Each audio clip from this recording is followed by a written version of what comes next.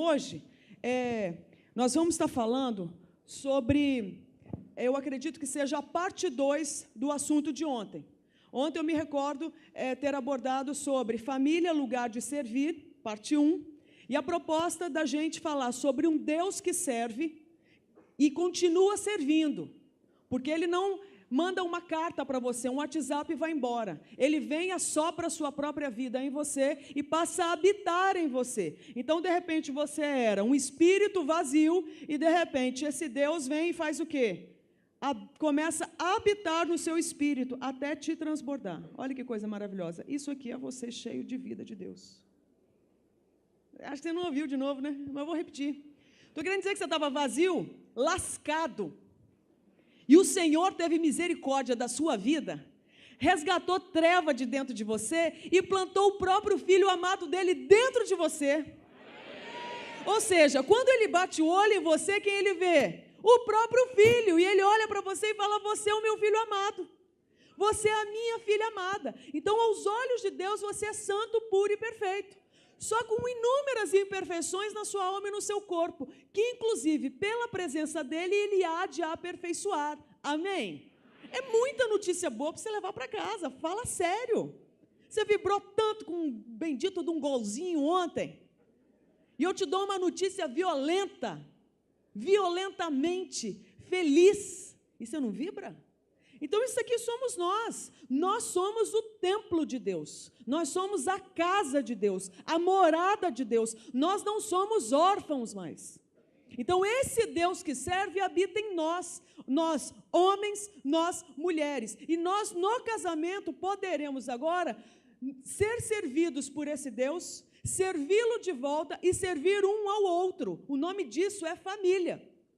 Pessoas que voluntariamente escolhem desempenhar funções no campo do afeto, no campo da proteção, no campo do vínculo. Isso é ser família, ser uma só carne, a ponto desse encontro do masculino pleno com o feminino pleno, maduros, poderem desenvolver o quê? Vida. Você reparou que foi só a partir do primeiro casamento que gente surge, não mais através do toque de Deus. Gente surge porque Deus agora delega essa função para a humanidade, para um homem completo, uma mulher completa, que vão poder agora ser férteis e multiplicar e gerar a própria descendência. Por isso que da boca de Deus sai um muito bom.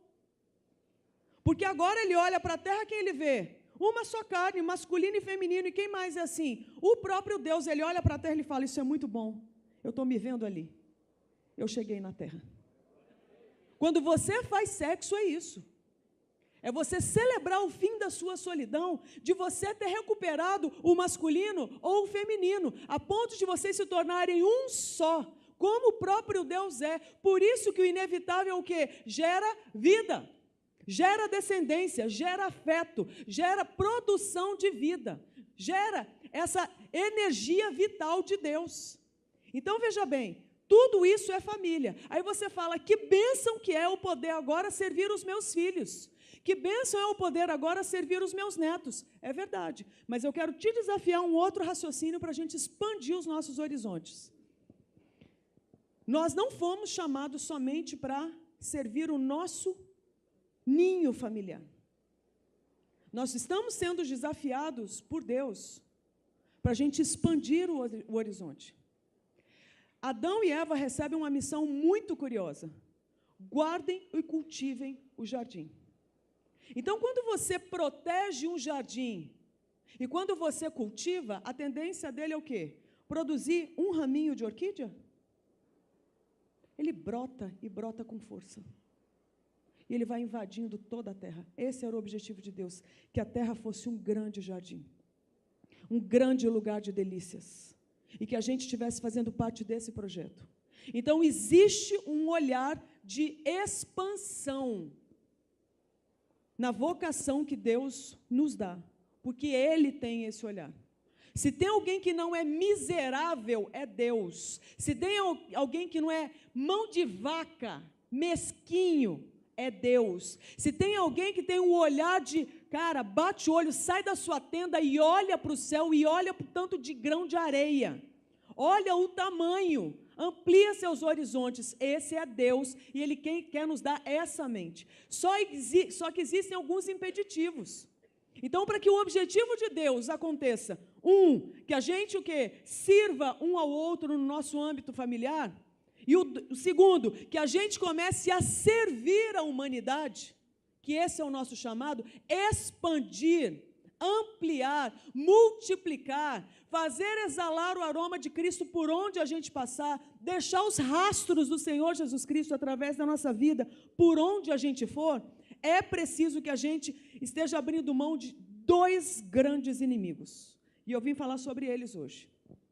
E, na verdade, eu quero que você seja, assim como eu, preciso da mesma forma, que nós sejamos quebrantados pelo Espírito Santo de Deus nesse momento, que Ele se sinta livre, essa é a minha oração, para Ele passar um scanner na nossa mente, na nossa atitude, no nosso coração, e nos confrontar a respeito de toda a falta de alinhamento à visão de Deus. Você concorda com essa oração?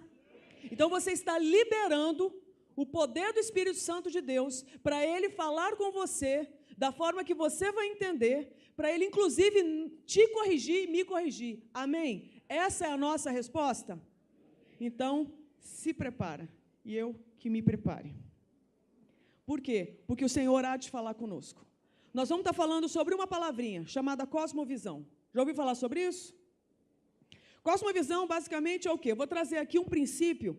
Aliás, eu quero fazer menção a esse ministério aqui, CAD, Centro de Assistência e Desenvolvimento Integral. Eu aprendi isso aí com esse pessoal, que é referência na área de desenvolvimento comunitário, trabalhando exatamente com mudança de mente, especialmente de comunidades carentes. Esse pessoal está na Fazenda Rio Grande, lá na Grande Curitiba. E eles fazem um treinamento todo ano, alguns treinamentos, inclusive, chamado SEDEC, Seminário de Desenvolvimento Comunitário. E eu recomendo demais, porque vai nos orientar a lidar com cosmovisão. Você que é líder de igreja e trabalha, por exemplo, com assistência social dentro da sua igreja, é imprescindível fazer um curso do CAD. Tá certo? E eu gosto demais de divulgar o ministério de outros irmãos, porque eu sei que isso detona a mente de Satanás. Você poder investir, fazer propaganda, divulgar um ministério de outro irmão, não só o seu. O nome disso é unidade. O diabo não entende unidade. O povo de Deus tem que entender o que é unidade. Então, esse pessoal entende do assunto. Aprendi com eles porque fiz parte do CAD, inclusive. Hoje, continuo admirando demais o trabalho desses irmãos. E existe um homem chamado Darrell Miller, um homem de Deus, que saiu pelo mundo a observar. E teve umas grandes sacadas. E aí ele traz essa fala num dos livros dele, que diz o seguinte: devemos começar a levar a sério a cosmovisão da palavra de Deus no contexto dos nossos projetos, porque não queremos simplesmente fazer as coisas da maneira certa. Um equívoco enorme é querer só fazer coisinha certa. Nós não fomos chamados para fazer coisa certa. Coisa certa qualquer um faz. O governo faz, às vezes, coisa certa. Não estou falando sempre. Estou falando às vezes. Empresas fazem coisas certas, às vezes.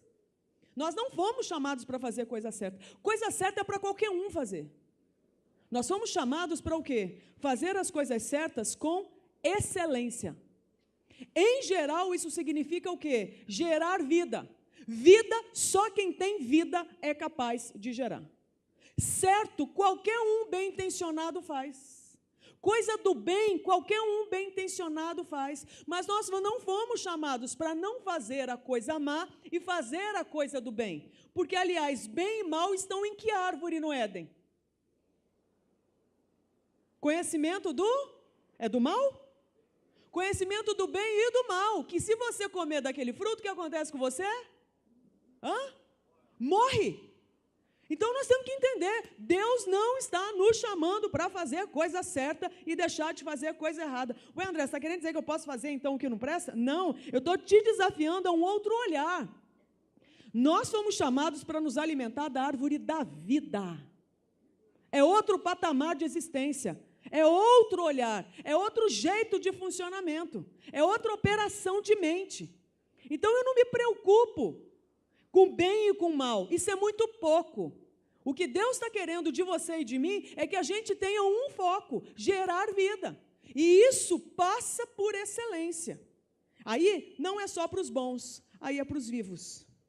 Amém? Para ficar mais claro, existe um texto bíblico muito legal, Romanos 12, de 1 a 2, que diz o seguinte: portanto, irmãos, rogo pelas misericórdias de Deus que se ofereçam em sacrifício vivo, santo e agradável a Deus. Este é o culto racional de vocês. Não se amoldem ao padrão deste mundo, mas transformem-se pela renovação da sua mente, para que sejam capazes de experimentar e comprovar a boa, agradável e perfeita vontade de Deus. Então, esse texto está explicando o que para nós? Que existe um padrão deste mundo. Que padrão? Onde é que você vê padrão aqui? Cadê o padrão? O padrão está aqui? O padrão está aqui? Cadê o padrão? Cheiro de padrão? Cara de padrão? Onde que esse padrão do mundo está? Levanta seu dedinho. Você tem um dedinho aí? Levanta, sem medo. Faz assim. Ó, o padrão, achou. Achou o padrãozinho? Achou o padrãozinho? Está aqui. É curioso, porque Deus está falando o quê? Não se amoldem ao padrão deste mundo. Então, neste mundo existe um padrão. Então não fica viajando, olha, o padrão está lá pendurado. Não, o padrão está aqui. E nós viemos de algum padrão. Só que aí a gente converte. E quando converte, a questão é a seguinte: nós vamos abrir mão deste padrão e nós vamos receber outro padrão, ou nós vamos ficar do mesmo jeito. Porque pode ser que eu receba vida e continue operando de que forma? Dentro do mesmo padrão, porque o que converte é o seu espírito. O espírito converteu, ele estava aqui ontem separado, lembra? Até que ele converteu. Só que agora, a alma converte? Papum, converteu a alma. Papum, o corpo virou um corpo evangélico. É isso? Continua o quê? No mesmo padrão anterior. Por isso que agora tem que ter um culto o quê? Racional, uma intenção de romper com o padrão antigo. Ou seja, do que nós estamos falando? De cosmovisão. As lentes que eu uso para ler tudo o que me cerca. Você acha que tem quantas cosmovisões no mundo? Pastor, nós temos quantas pessoas aqui hoje, em média? Umas 1.200 pessoas. Nós temos quantas cosmovisões aqui? Chuta. 1.200. Por quê? Cada um de nós traz a sua lente. No mundo nós temos então quantas? 7 bilhões e tantas. E a tendência é que só aumente. Então esse Darrell Miller saiu pelo mundo a observar cosmovisões. E o que ele sacou? Que existem blocos de cosmovisão que têm muitas semelhanças. Nós vamos falar sobre 3 blocos. E eu quero que você agora permita o Espírito Santo te mostrar onde é que você se encaixa. Encara o desafio? Encara com força? Então se prepara, porque agora ele vai fazer uma varredura em nós. Então, basicamente, do que nós vamos falar? De lentes. Eu estou usando essas aqui hoje. Mas existem outras. E nós vamos falar sobre 3 que são marcantes. Já ouviu falar desse nome? Animismo? Já ouviu falar? Ai, animismo. Olha bem para essa figura. O que você imagina sobre esse indivíduo com essa cabeça enfiada na areia? Ele encara bem a realidade? Ele pensa? Ele enfrenta? Ele participa de tomar decisão? Ele está antenado, ligado, consciente? O cara está simplesmente o quê? Decapitado. Certo? O que está acontecendo ao redor dele, ele não sabe. Ele participa de alguma coisa, ele é proativo. Não. Ele está simplesmente atolado. Onde tem o poder para ele tomar decisão, ele está totalmente o quê? Enfiado na areia. Então nós vamos falar sobre a primeira cosmovisão, que é oposta àquilo que Deus quer de nós. Então nós vamos falar sobre um primeiro pacote de lentes. Vou até mudar aqui. A partir de agora eu sou animista. Coloquei as lentes do animismo. Tá certo? Quem eu sou agora? Eu sou uma pessoa que quando eu observo o mundo, eu vejo uma realidade somente, a espiritual. Aí você fala, que bênção.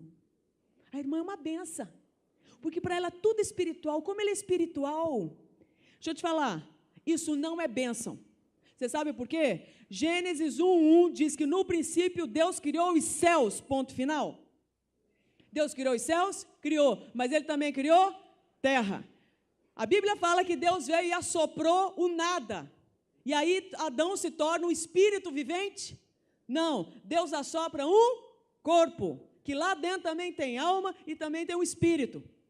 E não é porque Deus é espírito que Ele agora cospe no corpo. Muito pelo contrário, o Filho de Deus vem e se torna em corpo humano.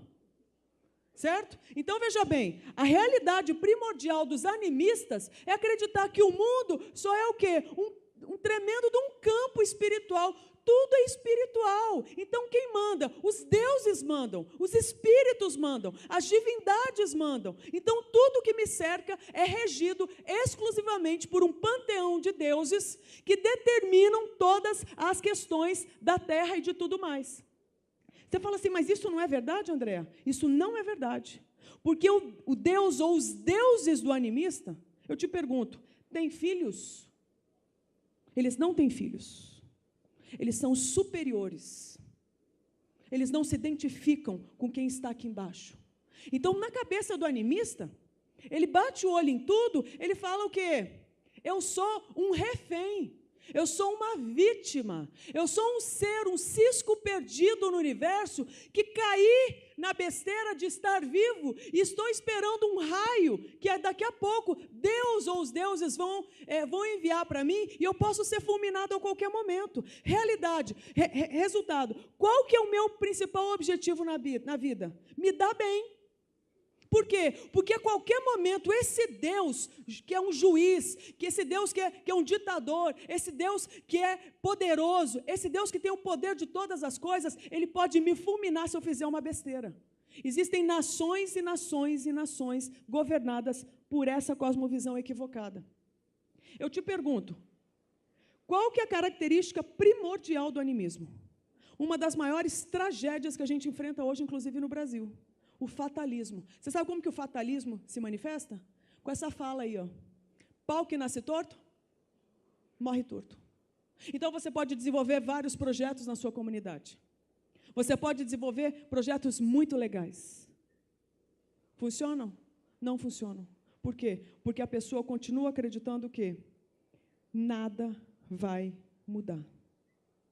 Eu não vou conseguir vencer, eu não vou conseguir estudar, eu não vou conseguir chegar lá, eu não vou conseguir ter um bom casamento, eu não vou conseguir nada. Você sabe por quê? Porque pau que nasce torto, morre torto. Sabe o espírito de Gabriela?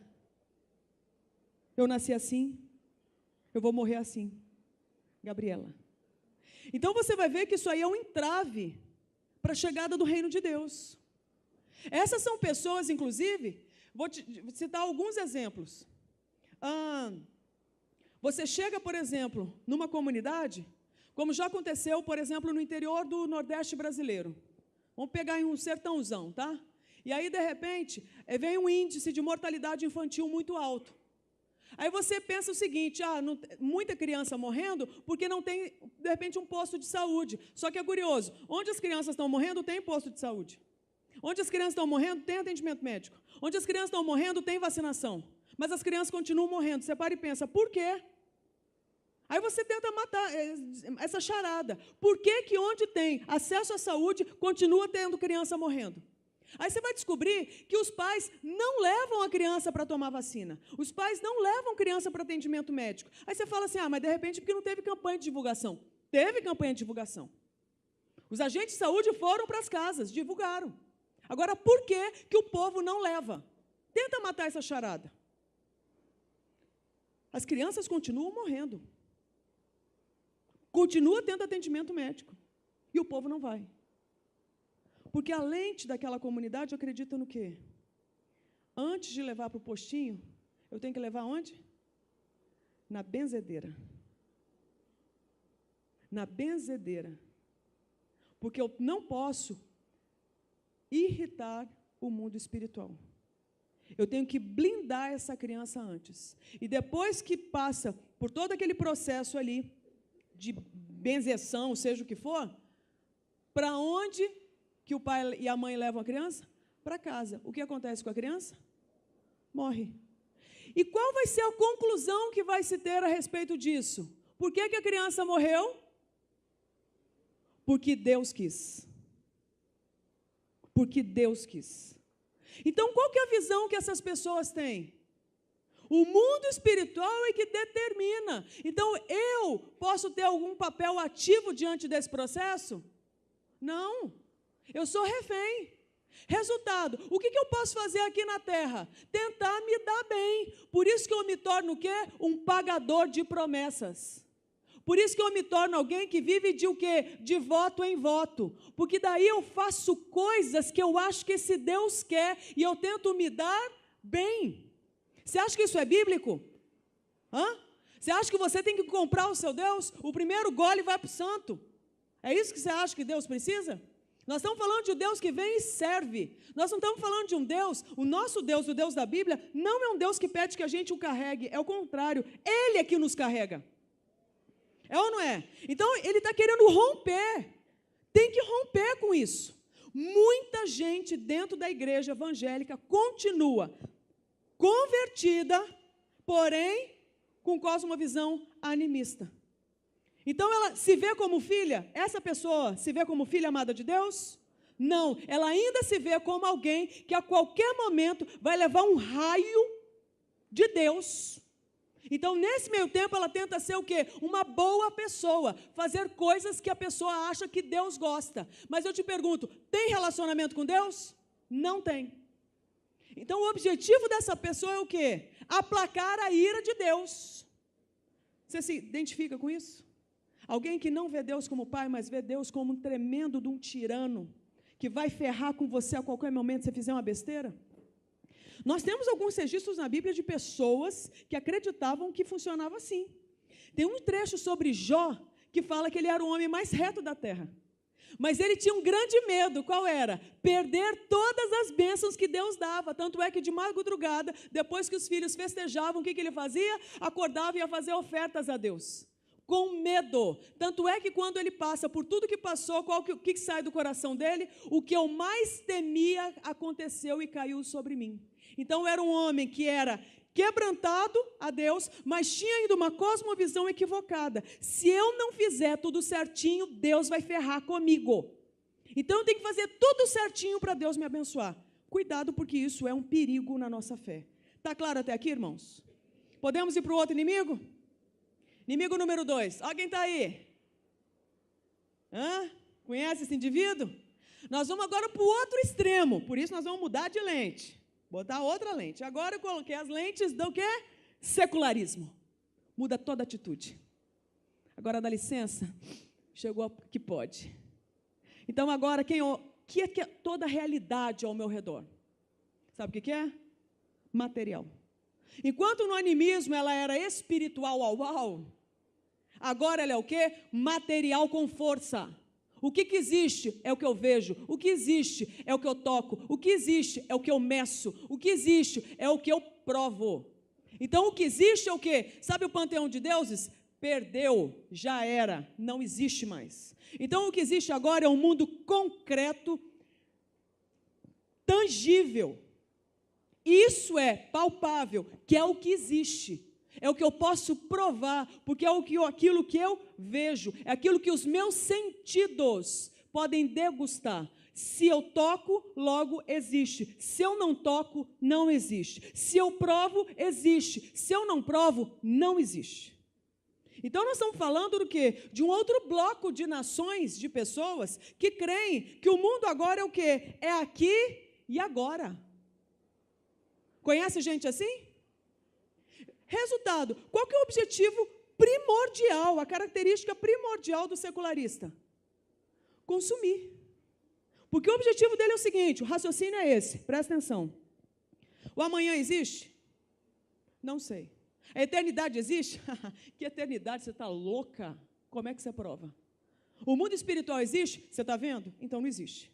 O que existe é isso que você vê, o que existe é o que você ouve, o que existe é o que você toca, o que existe é o que o seu umbigo consegue detectar. Isso é o que existe. Resultado, qual que é o objetivo da minha vida enquanto secularista?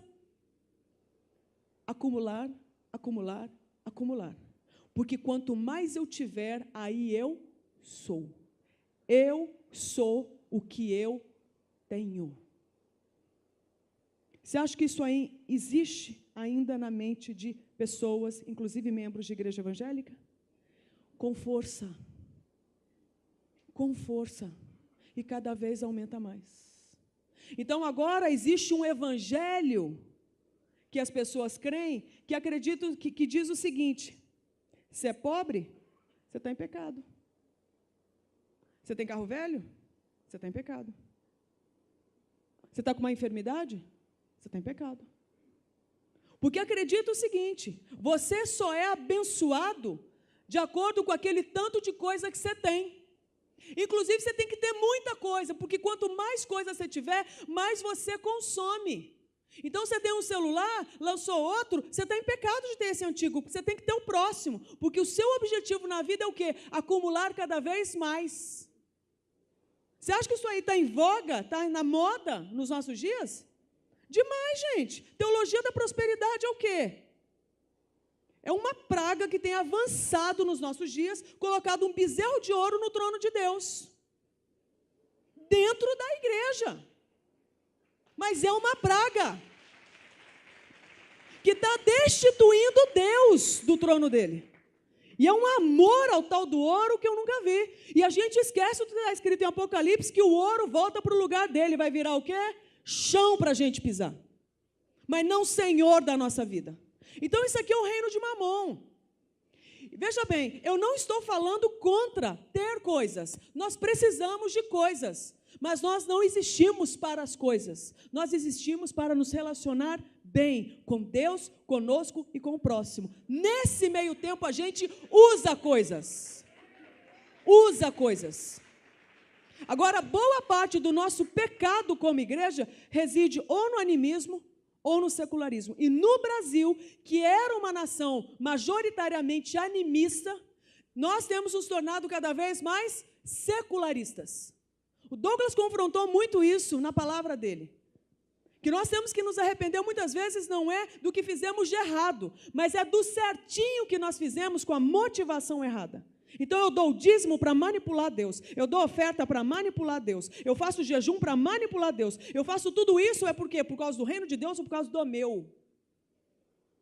Só que quando a gente aprendeu a orar com Jesus Cristo, Ele falou que venha o seu reino, mas para vir o reino de Deus, qual vai ter que cair? O meu. Não tem como ter dois senhores reinando no mesmo reinado. Um vai ter que cair. Um vai ter que cair. Aí veja bem, quem eu sou enquanto secularista? Eu sou uma pessoa extremamente ligada no quê? No hedonismo, no culto ao prazer. Então como é que eu meço a minha bênção? O quão abençoado eu sou? Pelo tanto de êxtase que eu tenho. Você acha que nós encontramos pessoas extremamente compulsivas? Sim. Aqui é o vício no trabalho, aqui é o vício no ministério, aqui é o vício em performance, aqui é um vício em multiplicação, aqui é um vício em prazer sensorial, é o vício no sexo, é o vício na comida, é o vício no consumo, o vício em comprar. É o vício, a compulsão está ali estatelada. Por quê? Porque eu sou aquilo que eu tenho. Quanto mais eu tiver, mais eu sou. Nós temos casos trágicos no Brasil, de empresários que de repente descobriram que estão falidos, chegam em casa, fazem o quê? Matam a mulher, os filhos e dão um tiro na cabeça. Já viram notícia assim? Por quê? Porque o indivíduo está bombardeado por uma cosmovisão totalmente secularista. Ele perdeu coisas, logo ele não é. E se ele não é, ele não é mais nada para o quê? Sua mulher e seus filhos. Então vamos o quê? Eliminar o problema. Por causa de coisas. Você vai ver que tem muito pai que está concordando aqui comigo.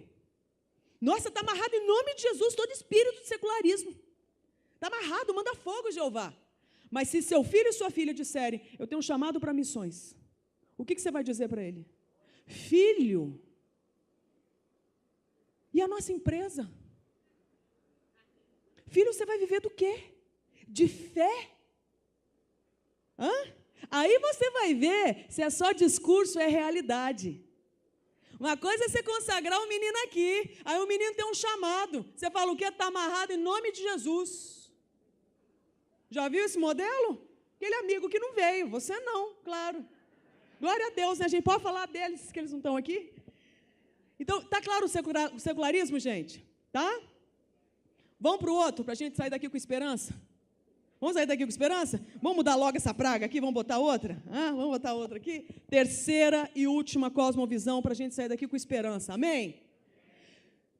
O que Deus quer para nós? Uma outra cosmovisão. Então eu quero que você entenda que não é só o mundo que tem padrão, não. Não é só o mundo que tem cultura, não. Não é só o mundo, o sistema mundano que tem cosmovisão. O reino de Deus tem cosmovisão. O reino de Deus tem cultura. O reino de Deus tem um padrão de funcionamento. Só que tudo isso gera em torno de amor, justiça e saúde. É outro esquema de funcionamento. Então, Deus fala, como falou lá em Romanos, que para a gente não se amoldar, não se conformar com o padrão deste mundo. Ou seja, abra mão do padrão deste mundo, abra mão da cosmovisão animista e abra mão da cosmovisão secularista, que são inimigos que a gente traz da nossa experiência de termos estado mortos. Eu quero que nisso você se identifique. Onde é que você é tentado? Você sabe onde você vai ser tentado? Nas suas cosmovisões. Você vai ser tentado na sua história. Você não vai ser tentado na minha, e nem eu na sua. Você vai ser tentado naquilo que você aprendeu a gostar. Naquilo que te dá prazer, seja manipulando Deus via animismo, seja sendo Deus via secularismo. Numa das duas seremos tentados. Não facilita a vida pensar assim? Eu, por exemplo, abrindo aqui uma questão particular, eu dificilmente sou tentado no animismo. Dificilmente. Porque eu fui treinada e aprendi a gostar de secularismo até a minha conversão. Eu era agnóstica da faculdade. Eu era aquela que negou tudo de fé. Eu fui aquela que acreditei que o que eu tenho na vida para me salvar é neurônio. Por isso que eu nunca usei droga. Porque eu era boa moça? Não, eu tinha medo de magoar os meus pais. Mas eu tinha muito mais medo de queimar sinapse. De torrar neurônio. Porque era tudo que eu tinha na vida.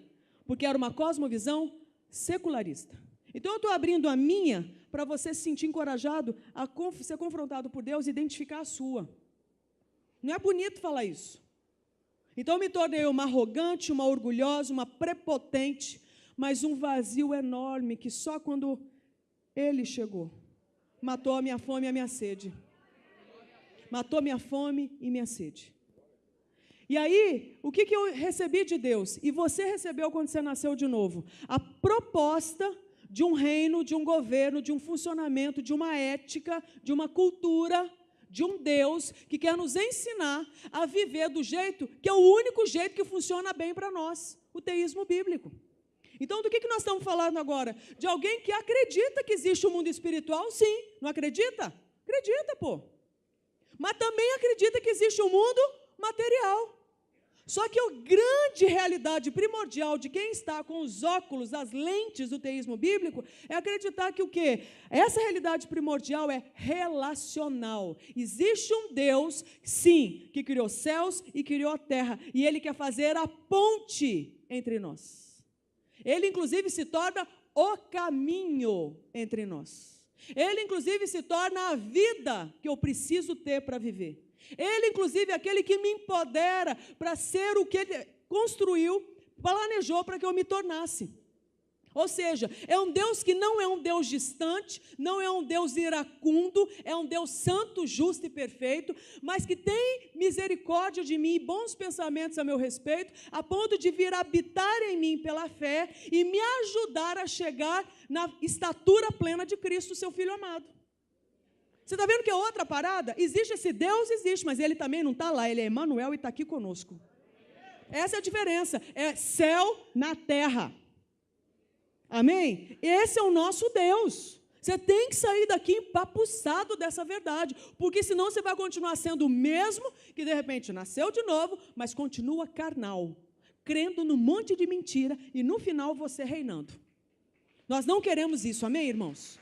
Então, a realidade primordial é relacional. E qual que é a característica básica de quem está no teísmo bíblico? Integralidade. Ou seja, sabe esse Deus que enche o meu espírito com o Espírito Santo dele? Ele não quer só isso. Ele quer também agora alcançar a minha alma. Como eu sinto, como eu penso, como eu funciono, como é o meu caráter, a minha personalidade, o meu temperamento. Sabe, o meu corpo, ele também quer invadir de saúde. Ele também quer invadir de dignidade, de nobreza. Então, esse Deus, ele não está só interessado no espírito, como também não está só interessado no corpo. Ele está interessado no todo, porque é Deus ciumento. É Deus zeloso. Com isso, sabe o que eu quero te dizer? Olha que coisa linda. Contudo, aos que o receberam, aos que creram em seu nome, então nós estamos falando de algo metafísico, né? Nós estamos falando de fé. Existe o campo da fé? Existe. Deu-lhes o direito de se tornarem o quê? Filhos. Você tem algo mais concreto do que ser filho? Filho. Ser filho de Deus. Os quais não nasceram por descendência natural, nem pela vontade da carne, nem pela vontade de algum homem, mas nasceram de Deus. Nós somos nascidos de Deus, para a honra e para a glória de Deus. E por causa disso, o que Deus quer de nós? Opa, eu não coloquei aí. Coloquei, volta aqui. Coloquei aqui. Eu quero terminar dizendo esse versículo aqui. O que Deus quer de nós? Então Jesus aproximou-se deles e disse: foi-me dada toda a autoridade nos céus e na terra. Olha de novo aí. Lembra? Rompe com o animismo. Não é só terra. Não é só céu. Rompe com o secularismo. Não é só céu e nem só terra. São os dois. Eu tenho autoridade em céus e em terra. Jesus está mandando um recado. Portanto, vão e façam discípulos de todas as nações. Ou seja, sabe tudo isso aqui que você recebeu esses dias e durante toda a sua caminhada até esses dias? Tudo isso aqui você tem se tornado e o que Deus tem feito com você, na sua alma e no seu corpo? Isso aqui é para você dar de graça. Para quem? Para todo aquele que tiver fome e sede de justiça. Você está sendo enviado por Deus. Você não entendeu. Você chegou aqui achando que só tinha o seu emprego, a sua empresa, seu concurso. Só que não. Você tem agora uma vocação, um comissionamento do Deus Todo-Poderoso, dizendo o seguinte: vão e façam discípulos de todas as nações. Ou seja, não tenham medo de gente. Conectem-se. O que vocês vão encontrar vão ser, sabe o quê? Lentes diferentes. Não tenha medo de gente. A sua luta não é contra as pessoas, mas é contra o quê? Todas as mentiras que estão por trás dessas pessoas. A sua luta, então, é contra o quê? Cosmovisão equivocada. Não tenha medo de gente. Toma posse de todo o poder que vem de Deus para você ser um representante de Deus na terra.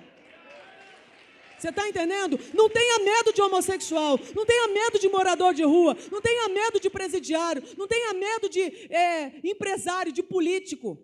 Você vai lutar contra a cosmovisão que não é bíblica. E você tem a cosmovisão de Deus. E se não tem, pede que Deus dá, porque essa é a vontade de Deus para a sua vida. E aí te prepara, porque o que você vai fazer é o quê? É ajudar e assistir Deus remover a cosmovisão equivocada. Isso é fazer discípulo de Cristo. Você vai anunciar a ponte, você vai anunciar o vínculo. Então, quando chegar alguém que você bate o olho e fala assim, nossa, é um caso muito complicado, complicado para você, mas não complicado para Deus, que entende tudo daquilo ali e quer usar você. Então, receba o empoderamento que vem do alto, para que você participe dessa alegria aqui, olha, de fazer discípulos de todas as nações, de batizar pessoas em nome do Pai, do Filho e do Espírito Santo, de ensinar as pessoas a obedecerem tudo o que Deus ordenou para a gente. Sabe qual que é a promessa? Fala assim, André, eu não vou dar conta, eu sei, eu também não dou.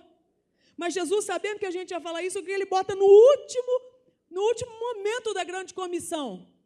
E eu estarei sempre com vocês até o fim dos tempos.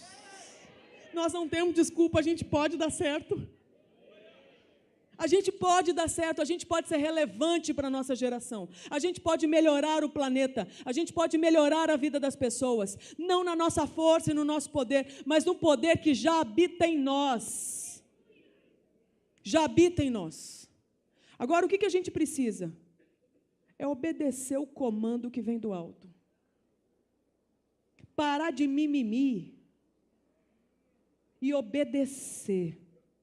Agora se prepara, Porque se a gente realmente disser sim para o Espírito Santo, você vai fazer coisas loucas. De repente, o cara mais trancado, fechado, você vai sentir uma vontade enorme de abraçar esse cara.